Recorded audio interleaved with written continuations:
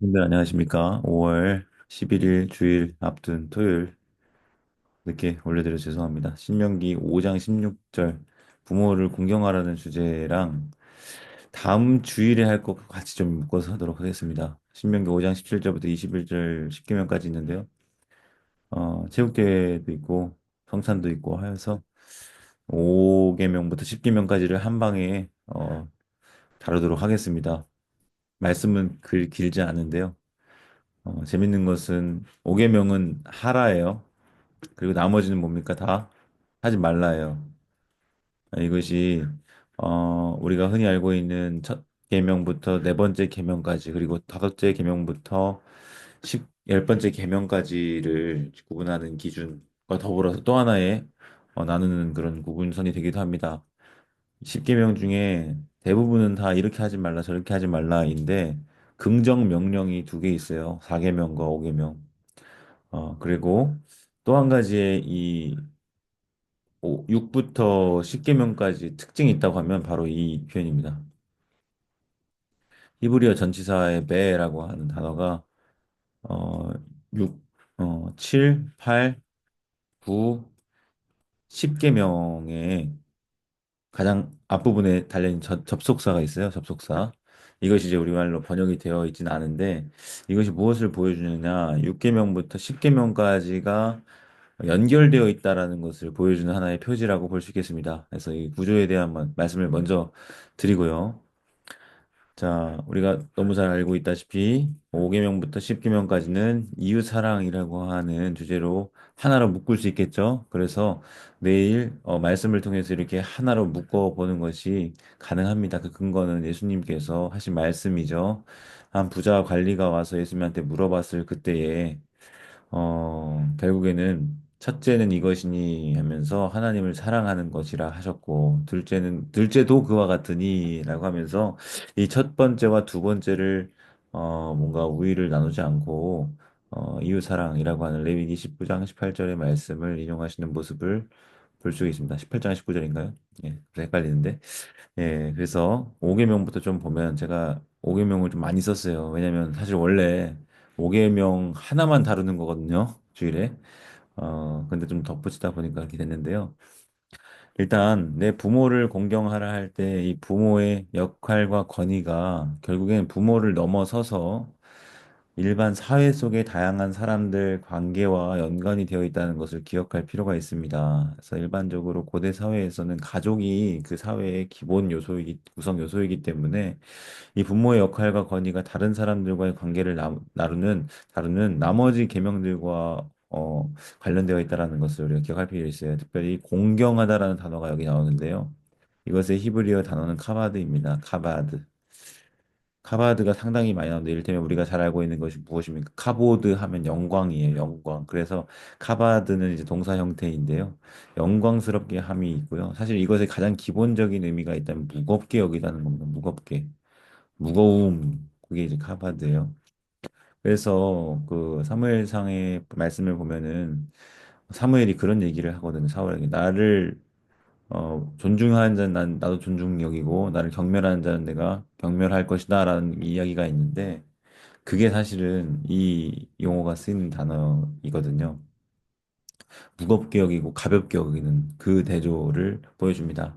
여하튼 지금 여기 부모를 공경하라 할 때에도 마찬가지로 이렇게 무겁게 여기는 것, 존중되게 하고 귀히 여기는 것, 결국엔 이 기본적인 의미로부터 나머지 뜻들이 파생되는 것으로 볼 수 있겠죠. 그래서 이 네 가지의 요점을 좀 보시면 이 5계명은 인간관계 체계에서 자식과 부모의 관계는 곧 하나님과의 관계 아래에 놓인다. 그래서 제일 중요한 관계가 있다면 하나님과의 관계인데 그 아래에 무엇이 있다? 부모와의 관계, 자식과 부모와의 관계가 있다. 그리고 그것을 더 넘어서 사회 속에서의 다양한 사람들과의 관계를 보여주는 하나의 본보기가 될 수 있다라고 하는 점이 있고요. 또 한 가지는 마땅한 도리에 대한 측면입니다. 인간이 부모에게 마땅히 돌려드려야 할 것이 있다라는 거죠. 이것은 더 연결 지어 보면 그 부모보다 더 부모이신, 더 거슬러 올라갔을 때 가장 근원이라고 할 수 있는 창조주 하나님께 대한 마땅한 존경과 권위, 영향성, 중요성을 돌려드려야 함과 연결되어 있다라고 볼 수 있겠습니다. 그런가 하면 이것을 관계적인 측면에서 단지 자식만 그렇게 해야 한다는 것이 아니라 부모로서도 마찬가지로 자녀에게 공경을 돌려줄 만한 처지에 놓이도록 해야 한다는 거죠. 이것은 이제 부모가 적용해야 할 하나의 오계명 적용이라고 볼 수 있겠습니다. 무엇입니까? 자녀에게 공경받을 만하게 책임을 다하는 일이 필요하다는 거죠. 부모님이 이 5계명을 들먹이면서 자녀에게 만약에 강요를 한다고 생각을 해봅시다. 가정입니다. 그럼 자녀는 그렇게 얘기할 수 있는 겁니다. 공경받을 만한 책임을 다하는가. 근데 사실 이것은 서로에게 서로의 것들을 요구할 게 아니라 각자가 자신에게 적용을 해봐야 될 것이죠. 부모는 자녀에게 공경받을 만한 책임을 다해야 하는 것이 이 5계명의 적용이라 할 수 있겠고, 자녀 입장에서는 만약에 아버지와 어머니가 좀 부족하고 모자랄지언정 하나님의 이 말씀에 순종함으로 마땅한 공경을 돌려드려야 하는 것이죠. 각자가 적용하는 것이 필요합니다. 공경은 존경과 실제적 보살핌, 그들이 보여주는 본보기와 가르침에 대한 순종을 포함한다라고 되어 있습니다. 결국은 단지 그 존경만 하는 것이 아니라 순종하는 것도 이제 다 포함이 되는 것이죠. 이 5계명은 다양한 방식으로 적용을 해볼 수 있겠는데요. 몇 가지를 좀 생각해 봤습니다. 1, 2, 3, 4차. 육신의 부모에 대한 공경, 육신의 부모, 이 가장 하나님이 허락하신 1차적인 권위 안에서의 순종을 말할 수 있겠고요.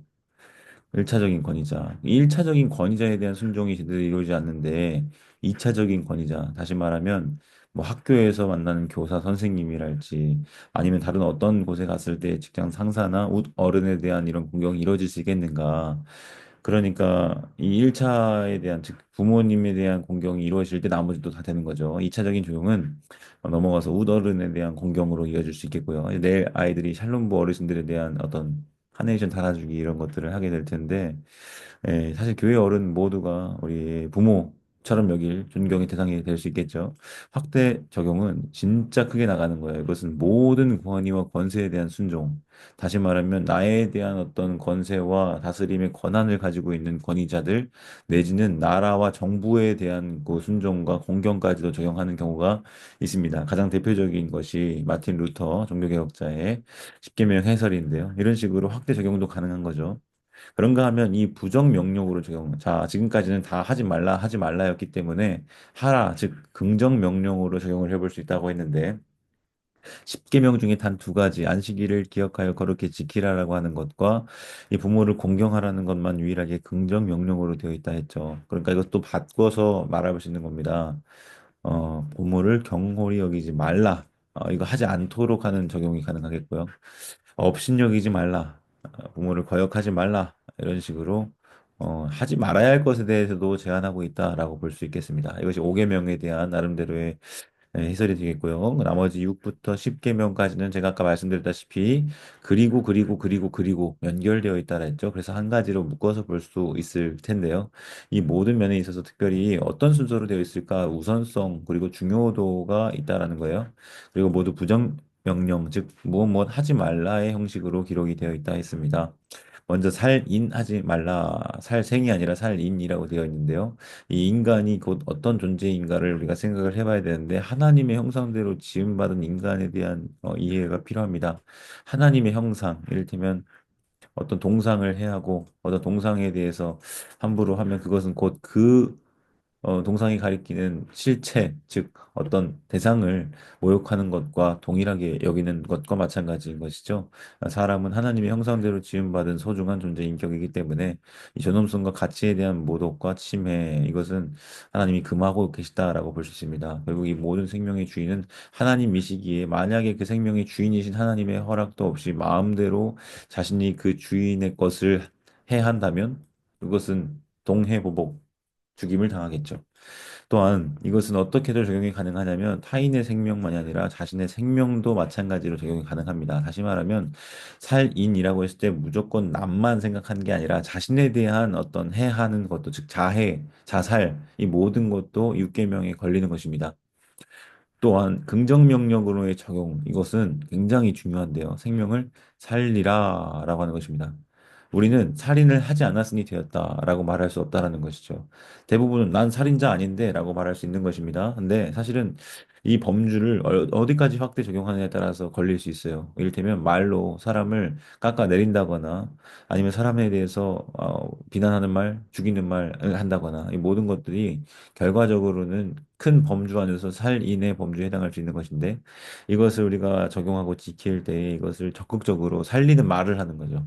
살리는 실체적인 행동을 하는 거죠. 결국은 건져내는 일을 하는 일이 결국 우리가 해야 할 일입니다. 어떤 죽어가는 사람을 보고 그냥 내버려 둔다? 그럼 이건 제6계명을 범하는 것과 다름이 아닙니다.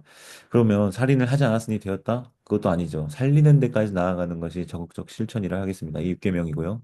7계명은 간음입니다. 여러분, 간음은 기본적인 사회의 구조가 되는 가족 단위를 해야 하는 성적인 범죄를 뜻합니다. 그래서 이 부분에 대해서 결국은 사회의 무질서와 혼란을 초래하는 것이 이루어지기 때문에 기본적으로 주님은 가정을 지키고자 하는 그런 것이 있었고요. 특별히 결혼 안에서의 성적인 관계는 허용이 되고 권장이 됩니다. 예를 들면 히브리서 13장 4절 같은 경우에 모든 사람은 결혼을 귀히 여기고 침소를 더럽히지 않게 하라. 음행하는 자들과 간음하는 자들을 하나님이 심판하신다라고 하였습니다.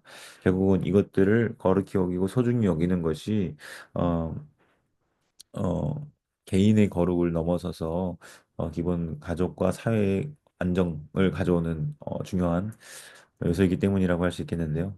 또한 마태복음에 예수님의 산상수훈의 말씀을 보면 이 간음이라고 하는 기준과 범위가 나타나는데 그것은 마음의 영역까지입니다.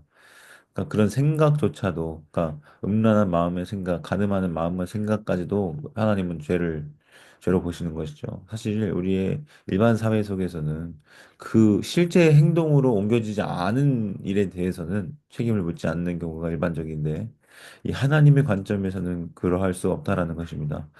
자, 이 간음하지 말라는 7계명에 대한 적극적 실천은 무엇으로 이어질 수 있습니까? 건강한 연애와 성, 결혼과 가정에 대한 성경적인 관점의 확립이 필요하겠다. 창세기 2장에 첫 에덴 동산, 하나님의 나라의 모형이라고 할 수 있는 그곳에서의 주신 말씀을 우리가 기억할 필요가 있겠습니다. 특별히 이번 17일 토요일 날, 돌아오는 토요일 날 청장년 시위가 있는데 거기에서 이런 주제를 다루는 크리스탄의 연애와 결혼에 대해서 다루는 강의가 오후에 하나 있더라고요. 관심 있으신 분들은 꼭 참여해서 들으시면 좋을 것 같고요. 발계명은 도둑질하지 말지니라입니다. 근데 이 도둑질을 안 하는 것을 넘어서 도둑질하지 않는 것을 넘어서 자기 손으로 수고하여 선한 일을 하는 데까지 나아가는 적극적인 실천까지도 볼 수 있겠고요. 사실 이 도둑질의 영역도 단지 진짜 물건을 하는 것 넘어서 지적인 혹은 어떤 다른 좀 더 폭넓게 적용의 범위를 생각을 해볼 수가 있겠고, 자, 거짓 증거하지 말라.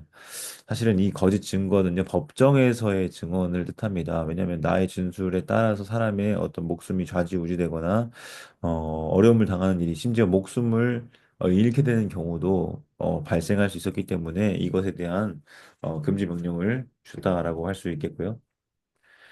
십계명은 탐내지 말라입니다. 탐심은 곧 우상 숭배에 해당한다. 이렇게 해서 결과적으로는 1계명에 속한 하나님을 섬기는 다른 신들을 섬기지 않는 것과 이 첫 번째 계명 10계명이 또 연결되어 있다라는 것을 생각을 해볼 수 있습니다. 종합은 자, 우리가 지켜야 할 영역이 있다면 그것은 행동을 넘어서 마음 영역까지 우리 산상수훈에서 예수님이 적용하신 그 범위까지를 생각해 볼 수 있겠고요.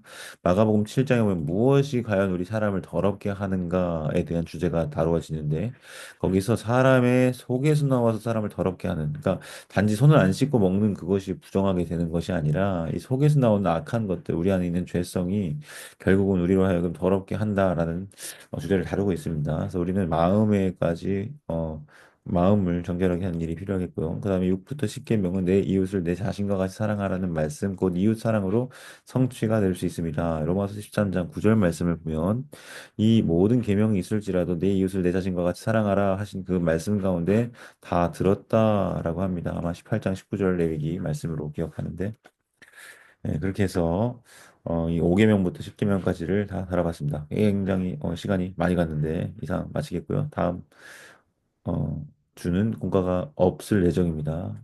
다음 주는 체육대회가 있죠. 네, 그래서 오늘 내용 잘 생각해 보시면서 내일 말씀을 듣고 또 적절하게 우리 학생들에게 가르쳐 주면 감사하겠습니다. 이상 마치겠습니다. 내일 뵙겠습니다.